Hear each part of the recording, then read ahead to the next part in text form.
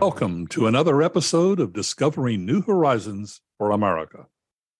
I'm Dr. Jim Polakof, and as my listeners know, each podcast is designed to enhance your health, well-being, and at times, hopefully stimulate your interest in the welfare of others.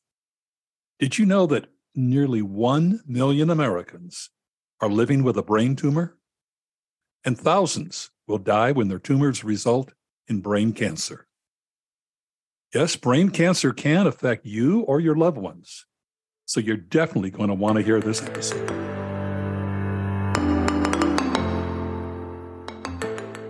This is Brain Cancer Awareness Month, and we happen to be launching this New Horizons episode on Memorial Day. Ironically, according to the Department of Veteran Affairs, a brain cancer known as glioblastoma is the third most common cause of cancer-related death among our country's active military. Glioblastoma has also struck down some prominent U.S. leaders and individuals, including Senator John McCain, Senator Ted Kennedy, and President Biden's son, Beau. Yes, it's one of the most deadly cancers we've encountered. I'm pleased to have a notable guest with me for this episode. Holly went to Congress to advocate for more funding of brain cancer research and cures. But additionally, her son Derek, who served in the military at Fort Bragg, now known as Fort Liberty, lost his life to this deadly disease. But first, let's take a hard look at this killer. You should know that all brain cancers are tumors, but not all brain tumors are cancerous. It's the malignant brain tumors that are dangerous and can kill. These typically grow rapidly and invade healthy brain structures. Meningioma and glioma are examples. There are also malignant tumors that originate as cancer elsewhere in the body, such as the breast, colon, and lungs, and then they can metastasize, spreading to the brain. Glioblastoma, often referred to as GBM, is the most common and dangerous form of brain cancer. It starts as a growth of cells in the brain or spinal cord. Then it grows quickly and can invade and destroy healthy tissue. There is currently no cure for glioblastoma. Life expectancy after diagnosis is only 15 to 18 months, and very few survive. By now, you must be concerned about symptoms. Often they seem ordinary, but they can fool you. The most common symptoms of brain tumors include continual headaches, difficulty in thinking or forming words, loss of balance or dizziness, as well as personality or behavior changes, and there are more. Plus, brain tumors don't always cause symptoms. To better understand what should be on your watch list, please visit the National Brain Tumor Society website, braintumor.org. So, let's get to our guest, brain cancer advocate and author, Holly Richard. Welcome to Discovering New Horizons, Holly. Thank you so much for having me. Well, it's a pleasure. I know that you're a valuable resource in this subject matter. So, let's begin with the reason you joined the battle to fight brain cancer. Your son, Derek. Yes, my son, Derek, remarkable little boy, just full of energy. And he was a very loving boy, grew up to be a wonderful young man. He wanted to serve his country. You know, he enlisted in the Army. He became 82nd Airborne, a Sky Soldier. He served bravely for 9 years and came home to start his civilian life and with a GI Bill in hand, and enrolled in college. And we spent a few months together. He lived with us until he was going to move to Georgia to go to school to pursue his music. Derek was a self-taught musician and also loved to travel. He traveled to 25 countries in less than 3 years, and he just lived life, and he was full of life. Sounds like an interesting and wonderful young man. Yes. And then, we had Thanksgiving, and we went out and picked out the Christmas tree, and we decorated it listening to old Elvis music, which was a tradition of ours with my daughter, Derek's sister and only sibling. And then in an instant, we were thrown onto the cancer battlefield. Derek had what we thought was a sinus infection, and got antibiotics and started to feel better. And then one morning he just woke up throwing up, and his head was killing him, and took him to the emergency room and thinking he has a terrible sinus infection and the flu. And the PA was very thorough and did a CT scan, and it came back with a large mass on the left side of his brain. Oh, my goodness. And it just came it was deceptive. You thought it was a simple sinus infection, something that would go away with antibiotics, and then the startling news. Yeah, it's part of with brain cancer, there aren't any pre-screenings. There's no preventative treatments. There's hardly any treatments. There's doctors and incredible geniuses that are trying to do all kinds of things to progress and to find treatments for this disease. But the fact is, there is very little to any. And when you are faced with glioblastoma, your survival rate is very, very low. 8 months is average. And was that about the situation for Derek? Derek's was 4 months, 126 days from diagnosis. That soon? Oh my God. Yeah. Yes. That's a sad situation. I want our listeners to know that, and we'll mention it again later on where they can find it, but I want our listeners to know that you wrote a book about Derek after his death, entitled 126 Days, The Unthinkable Journey. Why did you write it? Like any cancer, brain cancer is very violent and very cruel. And a couple of years into my grief, I realized that I had journaled a lot when I was sitting at the side of Derek's bedside going, what in the world is happening to my son? And I would just open the laptop and start raging on a page. It became a book after putting these stories together from my raging on a page. And then I felt like, wow, it could really hopefully impact people. People will know more about who Derek was. People will know more about how horrible this disease is. People will know more about how we can combat this disease with research, funding for research that is absolutely critical.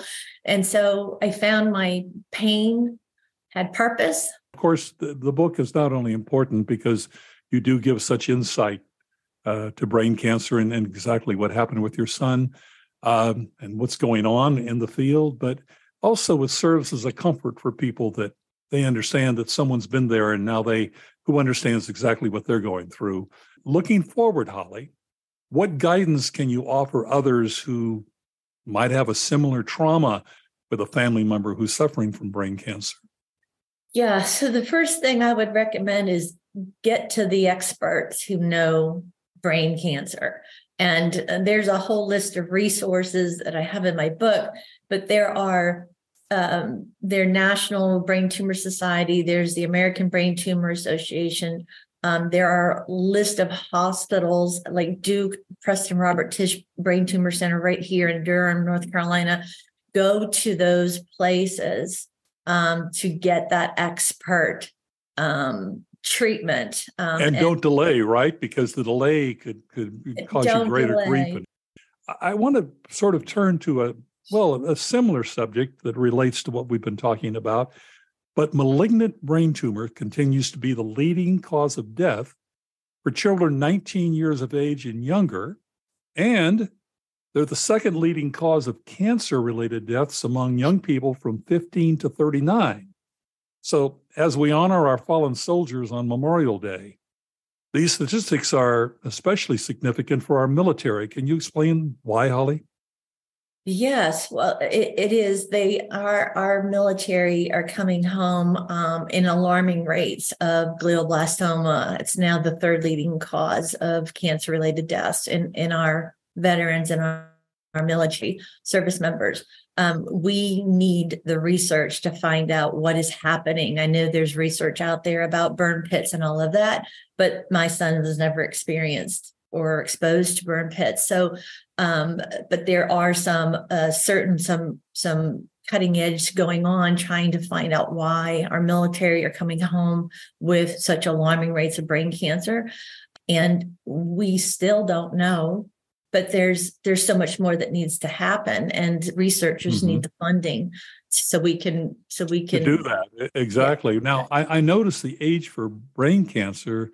Or cancers, I should say, among Iraq and Afghanistan veterans, for some reason, is much lower than the general population. So, in your opinion, is there a reason for our soldiers being taken at such a young age? Does it have anything to do with things like Agent Orange? As far as Agent Orange, I can't comment on that. I can tell you that whatever they are being exposed to, radiation, chemicals, whatever it is, something is creating this alarming rate of cancer. It's still a mystery then. We really don't, even after all this time, we don't have any, shall we say, reliable evidence to exactly what the cause is. And I'm assuming the Veterans Department, I'm assuming the military itself has been doing some research into this, but nothing has turned up. Yeah, I know that there's a lot of research and there's a lot of great people trying to find out, right? And I know there has been some breakthroughs where they are linking some of these cancers to burn pits and things like that. But it's not the case. It wasn't the case with your son. No. So there's obviously more to it, and we're going to talk about the funding in a few minutes. That's why there has to be more funds for research and obviously, hopefully somewhere down the line, some type of a cure at least. Now, despite the number of people diagnosed each year with a brain tumor, apparently there's only 5 approved drugs and only 1 device available to treat brain tumors. Have you seen any sign of progress? I have seen some clinical trials going on at Duke, at the Preston Robert Tisch Brain Tumor Center. I have been following certain foundations, Cure Brain Cancer Foundation, and other organizations that are that are looking at cutting edge research, liquid all kinds of different. Is there anything out that prolongs life a bit? I mean, this 15 to 18 months after you're diagnosed to be removed from the earth, my God, there has to be something that they've got to at least prolong this a bit, but still nothing in that vein? No. So there's still nothing that will significantly extend anybody's life. So, Holly, earlier this month, I believe it was earlier this month, you went to Congress with the National Brain Tumor Society, and you advocated for critical research funding. Can you share the message that you gave to Congress? Yes, there were over 400 brain tumor advocates across the country. And the message was, we all had a loved one around our neck to show our picture. And the message was that, this has been way too long. This is way overdue. These funds have to go directly to research. They have to go directly to the research to produce the clinical trials that will produce treatments that will not only extend somebody's life, but give them quality of life. Because right now, there isn't a whole lot of hope. So how was your reception? Did you get any feeling other than, shall we say, political words that perhaps something would be done about it? There would be some additional funding that and I think you asked for something like $51 billion, if I'm correct.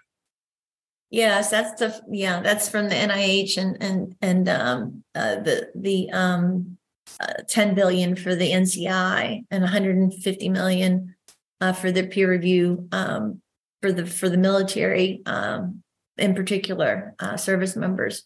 And what was the reaction from the Congress? Did you get any? Everybody, they all are very, very supportive. It's not red and blue. I mean, we are all together on this together. Everybody knows that cancer is horrible. Brain cancer is horrible. All cancer is horrible. We need to find a cure. And I know that.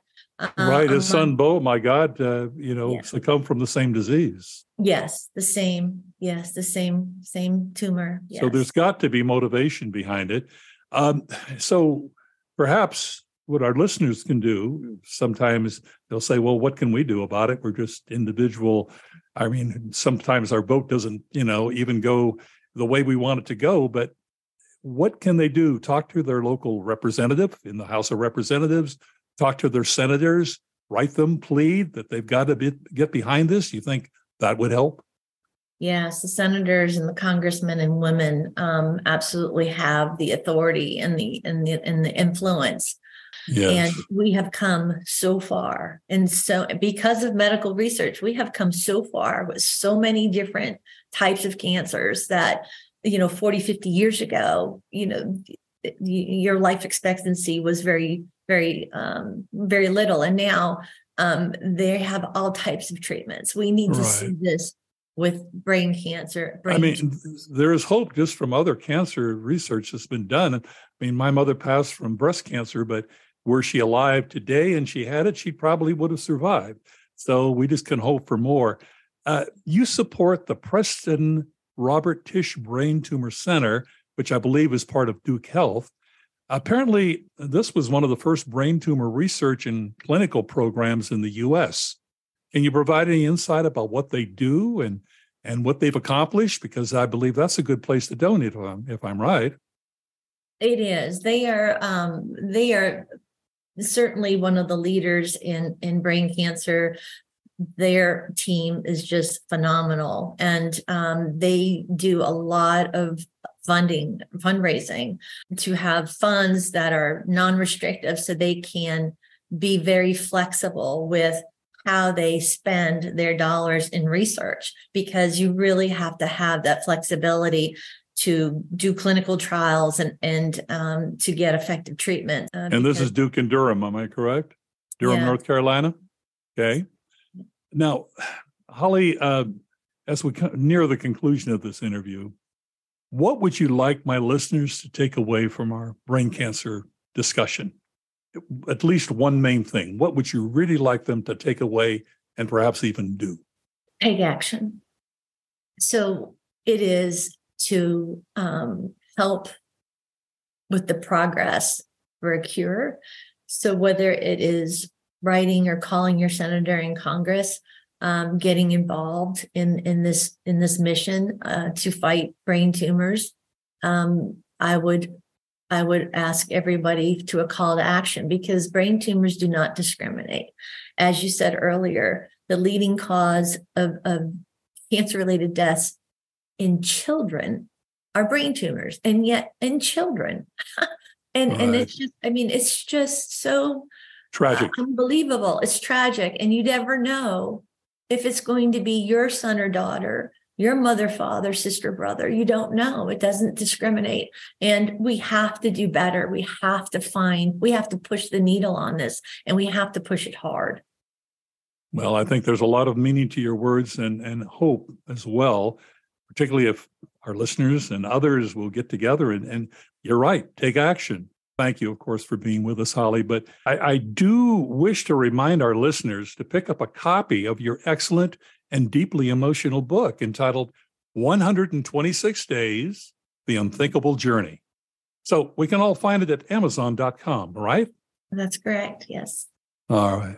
Well, Holly, thank you so much for being with us. I think you shed some important light on this subject matter, and hopefully, I'll take action. Well, thank you for having me, because it's people like you that help get the word out too. So greatly appreciate the opportunity. Definitely. I'll be right back with another message, so please stay tuned.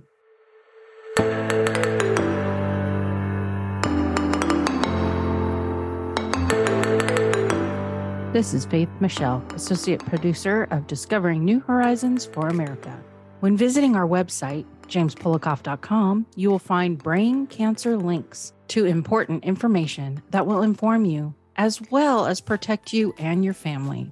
You'll also find a link to 126 Days, The Unthinkable Journey, written by our guest, Holly Richard. I also wish to remind our listeners to visit our website so you can read some of Dr. Jim's excellent, timely blogs.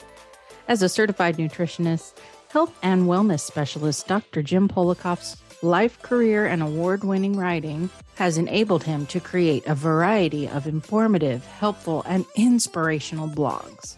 Simply visit our website, jamespolakof.com, and click on blogs.